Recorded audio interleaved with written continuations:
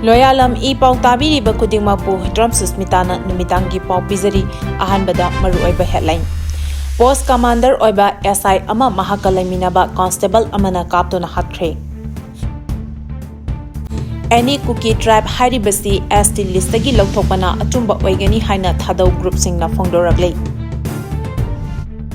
Senapati district tagi miyoi ani fu chaiduna sokhan khibagi thodokta chenaba KCP gi ama fare. Changum charubadagi miyoi taramanga laikanakre. Pau sandona pijari. Post Commander oiba SI ama Mahakka Leiminaba Constable Amana Kaptuna Hatkhre.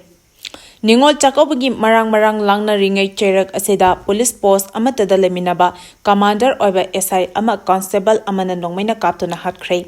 Laibak thiba thodok adu ngasi ayuk pung 10 rom taba matamda Jiribam district ki manung chanba Mongbong police outpost thokibani. Manipur police ki sub inspector oina post aduda commander oina leriba Imphal East district ki Yaripok Topok Pidagi MD Sahajan Apopale Kedraba MD Ibocha Koba Miyoi Asi Mahakka Post Aduda Puna Leiminaba Imphal East ki Naharo Pangong Makhongdagi Bikram Akoijam Apopa Danjoy Koba Miyoi Amana Nongmeina Kaptuna Hatkibani Hari. Thodok adu karigidamak thokibano haiba police ki maikadigi hauzik fauba haidu u haibe yadre. Thodok aduda January-ba Bikram Akoijamna mangonda isu tauba 303 rifle na Sahajan gi mathabakta Nongmai round ama kapadagi khudak aduda Jiribam district hospital da laikanna ba pukhatki aduma pu sokliba Sahajan pangkanma ngamdana leikhidre hari. Thodok aduda January-ba Constable Bikram Akoijamgi Constable number na 1915037 ni. Thodok aduda January-ba Bikram Mongbong police ki kangbu amana faraba matungda Jiribam police station da sinaduna makhataba investigation gi haukhre hari. Any cookie tribe hariba asi ST list gi lauthokpana achumba oigani haina thadau group singna phongdoraklei. Thadau gi luchingba sing amasung delegate kayana saruk yaduna thadau community gi oiba convention ama ngasi Guwahati da pangthokre. Loinana convention aduda ishorna makhoida piramba thadau gi identity amasung unique heritage adu ngakna phangba yauna tongan ba warep kaya laukhre hari. Thadau convention aduda laukiba warep sing adudi maru oina thadau hariba kangbu asi masagi law culture tradition amasung masagi history lezaba top kanglup amani. Thadau community asi kuki gi saruk aman natraga kuki nate kuki degi tonganba masagi identity lezaba kangbu amani. Thadau asi Manipur gi native indigenous tribe kunmapan gi manungda amani. Loinana government of India gi English amaga chamapan yankhai taruki presidential order amagi makhada Manipuri independent scheduled tribe oina sakhanglaba kanguni. English aniga taramathoigi census report matung ina thadaugi mising asi lakh aniga lising taramanga chamapan taramapani aduga any cookie tribe hariba kangbu asina subnatangi lising kunipan chahum nifunitoi khaktani. Thadau singbu cookie ni haina lana sakhangbagi thawong asi yaningde any cookie tribe haiba asi natana cookie amata leite cookie hariba sasinaba tribe asi political reason amagidamak ing lising ani ahumda thorakibani. Maram aduna any cookie tribe hariba asi Indian nation gi amasung Manipuri gi indigenous native tribe singi larger interest Manipur gi scheduled tribe ki list gi kakadabani. Any cookie tribe hariba asi ST degi lauthokpana achumba vichar oibada natana tungda tholakadaba problem sing degi kanbangamgani. Cookie singna hauzik chathariba hingsa gi oiba thawong sing asi cookie supremacy agenda politics human right violence amasung anti thadau propaganda gi thawong sing asi yaningde haina so phongdokhi. Senapati district ki miyoi ani fu chaiduna sokhan khibagi thodokta chenaba KCP ama fare.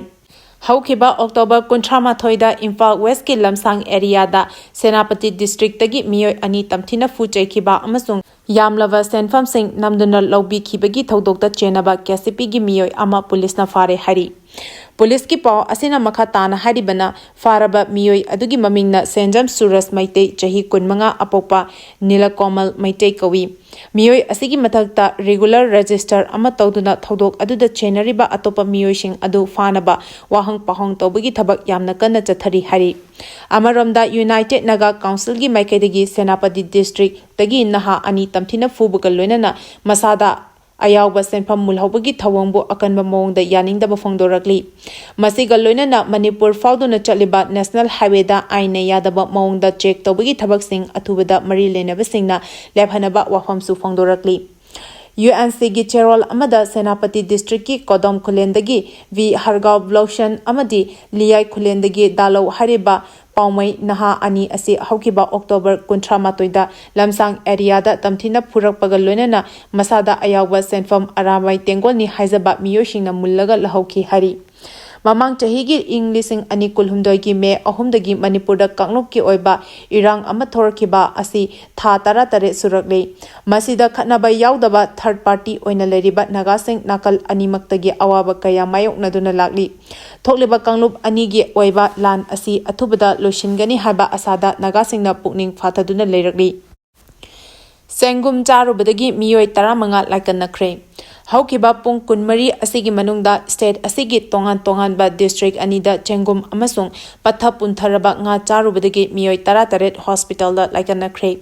Police ki pauna haribana Churchampur district ki Sangai Kot division gi manung chanba Songal village ta nupatara amasung nupi manga puna miyoi 15 dinner amada khunja amana thong thakthona puthorakpa pathapum tharaba nga charubadagi oba phaiba amasung diarrhea tawduna Churchampur district hospital da laikhanaki hospitalized toraba miyoising adu chahi kundagi humdra faubada leba miyoising ni hari atopa amana Ukhrul district ki Nungsang village ta ahal oiraba miyoi ani chengum charubadagi oba phaiba tawbadagi Assam Rifles Unit Hospital da laikanakre miyoi ani adu Ukhrul gi Assam Rifles Unit Hospital da laikanaraba matung makha taba treatment kidamak Ukhrul district hospital da refer tawkhre hari Yelhomi singda fu chaikibagi thawong yaningde haina haumina phongdorakli Haukiba October 19 gi ayupung ahumram tabada Kodom Khulendagi V Harangwa Blation Paumai apokpa Vaino amasung Liyai Khulendagi Dalo Pangmai apokpa Harini hairiba miyoi ani asina Thobaldagi saleba chatluraga halapagi lambida lamsangi mafam amada khulai paiba miyoishingna yalhomini taklaba fawba yamna tamthina phubada natana ayawba senfam pumnama mulhobagi thawong adu Federation of Haumina haininga letana condemn tawi haina loop asina thadoropa cherol amana hari Cherol asina makhatana haribana Federation of Haumina lisang se na Know Your Identity haiba team gi makhada chatharakhiba yek salai leiba yalhomi sing punchinduna yeknaba kukibut thengnagadabani haiba khongthang asida masigumba thodok asina chauna akaibe pire kari maramgidamak kanana makhoi anibu fu chaibada natana ayawba sel mulhauri bano haibadu mari leinaba authority na athubada thidoktuna fagadabani loinana logi matung ina matik chaba cherak pigadabani aikhoi yalhomi pumnamak khongpham amatani haina su phangdokhi thokhiba thodok amabu thoktaba thodokomna uhanaba senbigenu haina ejeshina phangdorakli Fowala apunba maira paibi lupna thokiba thodok amabu miyamda thokhidabagumna uhanaba thawong senbiganu lupki mahut senduna oinamba bitana media da phongdorakhiba wafam asokpada thum thakpagi thawongni haina JAC against inhuman torture of ND Wasir Ahmad and Salahuddin at Fowala on 28 October 2024 gi convener Buya Mayum Ilyas Khan na phongdokre Ngasi Kwakta Bazar da leiba All Kwakta Youth Voluntary Organization Akibogi Office pangthokpa paugi mifam amada JAC gi convener BM Ilyas Khana makhatana phongdokhibada numit aduda soktona hauzik laikanariba Wasir Ahmad amadi Salahuddin anigi asokpa hangbibagi mahuta amadi thokiba thodok adugi mafam onai haiduna thodok adu thokiba mafam miyamna khanghanbirakpagi mahuta thodok adu thokhidabagum pubalada numit aduda khatna chainaba thokiba laite JAC na miyam khangna sengdorakadabani haiba akanba section wa thamlakpa laibak thibani haina phongdorakli Paugi marak thatna Loyalam E-PAO tabiriba khudimakna channel asibu nungsibiduna like amadi subscribe tawbiduna subscriber masing hengat hanbada adomsu mateng pangbiyu School Fagat Hansi Misanda Kakching District tagi school ani yaure haina MLA M Ramisorna phongdorakli Manipur lengakpu luchingniba Minister Nongthombam Birena paikhaliba thabak thoram singi manung channa School Fagat Hansi Misanda Kakching Assembly Constitution gi Irengban High School amadi Yumbi Macha High School Kakching Yaure Haina Kakching Assembly Constitution gi MLA Mayang Lambam Rameshwarna Phongdokre. Wafam asi ngasi Kakching Assembly Constitution gi banungda semgat sagaliba Palel Ima Kaithel amadi Kakching Ningthau Laikaida Lambi Paper Block Technology sizinaduna semliba Lambi yengsinbagi khongchata pawmi singda mahakna phongdokhibani. Ningol Jakobagi Yaifa Pauzal Pirakli. Hiyangai Nini Panba Ningol Jakobana Lakpada Lamdam Asigi Ningol Orbisingi Mafamda United Committee Manipur UCM na Yaifa Pauzal Pirakli. UCM gi IPR Secretary Soibam Anil na Thadorakpa Cherol Amana Haikibada Mahirol dagi Hauna Lamdam Asida Chatnaduna Amadi Pangthok Minaduna Laklaba Aikogi Manipur gi Purup Asiga Thadoknaba Yadraba Thoram Asina Mayum Panduna Sagai on Krabi Ningol Singbu Chahi Amagi Manungda Amuktang Mapamda Apokpa Apopi Mabung Mapasina Chak Kauzaduna Ngamjaba Chaklen Chamin Naduna Amadi Ngamjaba Khudol Tamduna Mapam Lamdamgi Apokpa Apopi Mabung Mapasina Pukmen Paumin Naduna Punsigi Achepa Mari Sagatnaba Amata Oiba Nushi Chanana Nunga Yafana Hingminabagi Wakhalon Thagat Minabagi Wakhalon Lakpada Iramda Manipur Amadi Manipur gi Mapanda Duna Laikraba Manipuri Singi Mafamda Nunga Yafaba Pauzasu Pirakli. November 3 official oiba mifam pangthokadari. India amasung Myanmar gi ngamkhaida sambal khabagi matangda Naga Civil Society singne yaningdaba phongdokliba asigi matangda tha asigi tareta ukrul amadi kamjong gi deputy commissioner singna co-chair lauduna mifam pangthoknaba sem sakre.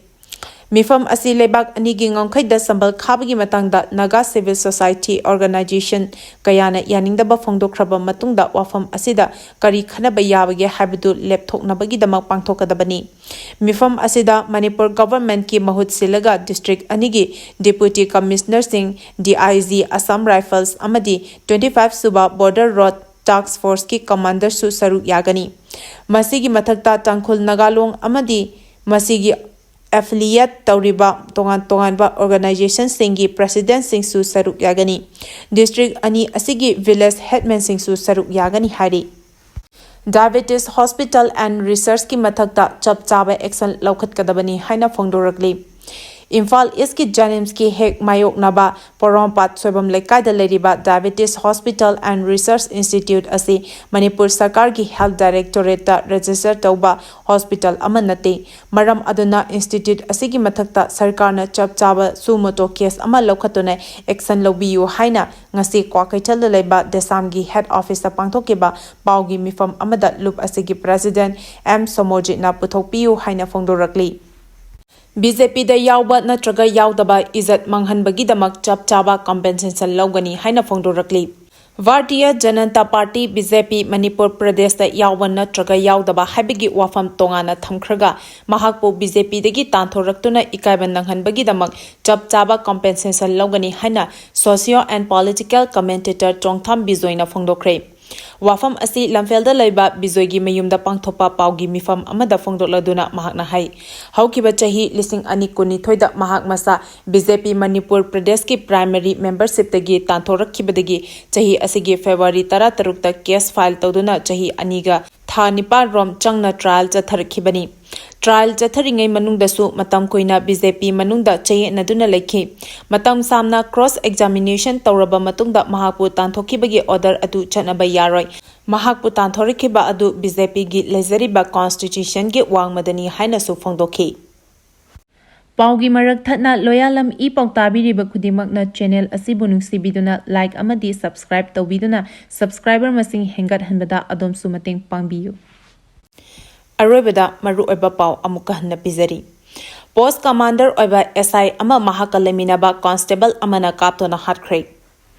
Any cookie trap haribasi as listagi lauthokpana achumba oigani haina thadau group singna phongdorakli Senapati district tagi miyoi ani fu chaiduna sokhan kibagi thodokta chenaba kasipi ama fare Chengum charubadagi miyoi tara manga laikanakre Matang asida numidangi pau piba loizare Loyalam E-PAO tabiriba khudingmakpu amuka hanna khurumjari